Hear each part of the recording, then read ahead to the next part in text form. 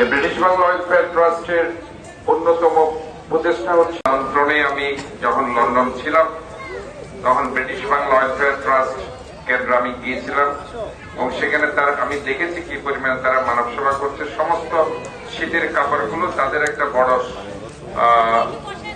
Shopping place আছে যেখানে তারা রাখছে এবং সেখানে যারা শীতার্ত মানুষ সেগুলো কিন্তু নিয়ে যাচ্ছে।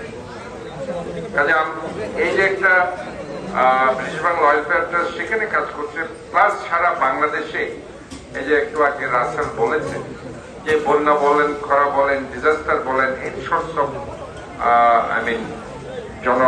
জনগণের পাশে থাকার জন্য যেটা করার ব্রিটিশ বাংলা ওয়েলফেয়ার ট্রাস্ট দীর্ঘ বছর ধরে কাজ করছে। ইভেন আমিও, আপনারা জানেন এক সময় যে বন্যা হয়েছিল সেখানে ব্রিটিশ বাংলা ওয়েলফেয়ার ট্রাস্টের উদ্যোগে ত্রাণ নিয়ে আমরা সেখানে গিয়েছিলাম। আমাদের ডক্টর বেলায়েত হোসেন ডালি আজকে নেই।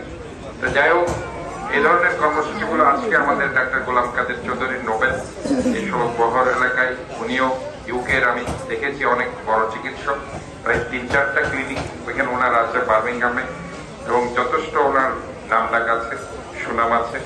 এখানে আমি মনে করি সে এই ধরনের এই কার্যক্রমগুলো চালিয়ে যাচ্ছে, এর জন্য তাকে ধন্যবাদ জানাচ্ছি। এখানে ফ্যাসিলিটিস এনশিওর করা, যার লক্ষ্য ধরে বিভিন্ন হেলথ কার্ড থেকে শুরু করে প্রান্তিক পর্যায়ে স্বাস্থ্য কার্ড এবং এজওয়েলেস এবং স্বাস্থ্য ব্যবস্থাকে ঢেলে সাজানো এবং জনগণের মাঝে পৌঁছানোর যে একটা চিন্তাভাবনা, এটা কিন্তু অনেক আগে থেকে আমাদের যখন তারেক রহমান সাহেবের একটি সামাজিক সংগঠন যেটা জিয়াউর রহমান ফাউন্ডেশন, একটি উদ্যোগ, একটু চেষ্টা এনে দেবে সচ্ছলতা, আসবে দেশে স্বনির্ভরতা। তো এই যে একটা উদ্যোগ, সেটা কিন্তু আপনার medical professionalist, those are engineer and then those are the teachers এবং এগ্রিকালচারিস্ট, তাদের নিয়ে কিন্তু এই অর্গানাইজেশনটা শুরু হয়েছে। বয়স কত?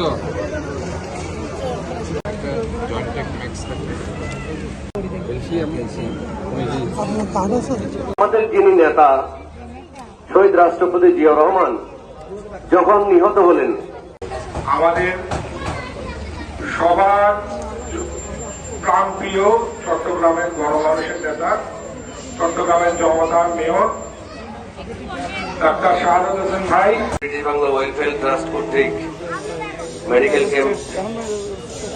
ক্যাম্পের প্রধান অতিথি, চট্টগ্রামের গণমানুষের নেতা, চট্টগ্রামের মাননীয় মেয়র ডাক্তার শাহাদাত হোসেন ভাই। দৈনিক আজকের বাংলা .net